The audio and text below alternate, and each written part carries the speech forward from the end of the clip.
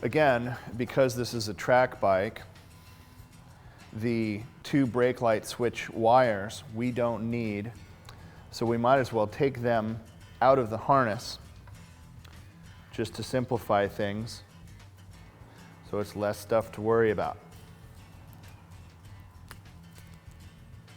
Save that for a little later, and very easily whoosh, pull that out. Case back, cover it back together.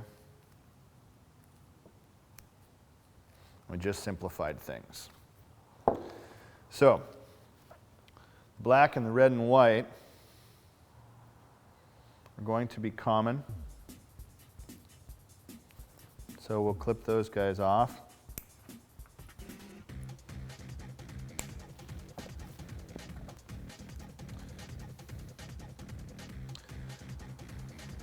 Strip a small amount of wire. Only need about 4 millimeters.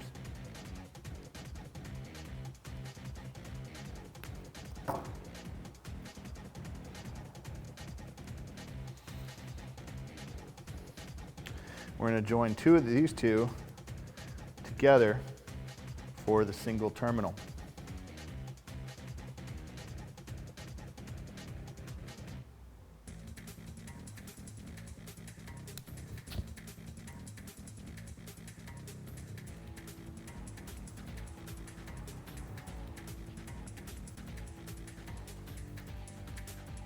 Make sure you get a very solid crimp.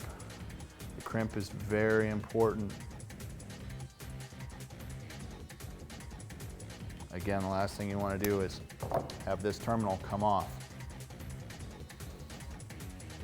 So, this one is our common one, which goes into the second one from the back.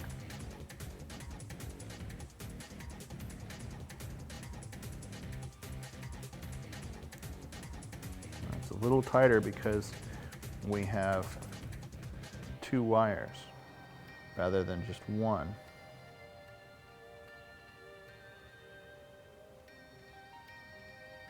Let's make sure we got the right one.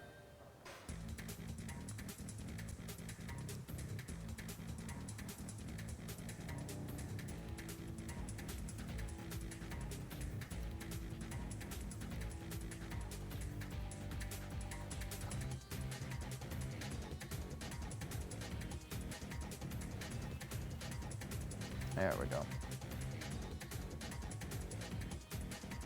Okay. Now, start and stop switch is the red and black, which will go into this one. And then the starter, blue and white, goes into here.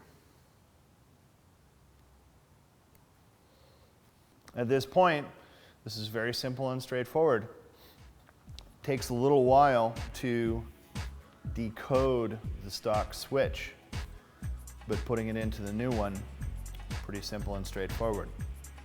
Let's try it on the bike. So now that we have the switch complete, connector for the stock harness installed on the switch, first thing we want to do is just, of course, test to make sure that it all functions properly.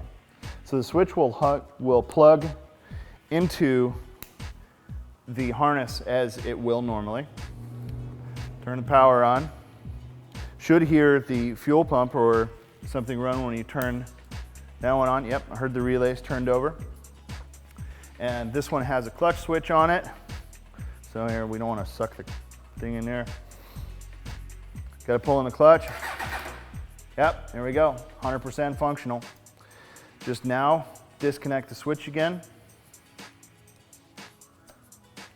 We're going to reinstall it onto the handlebar, route the wire down through, and we're ready to go. Always want to just go ahead and make one more quick test, make sure that it functions correctly.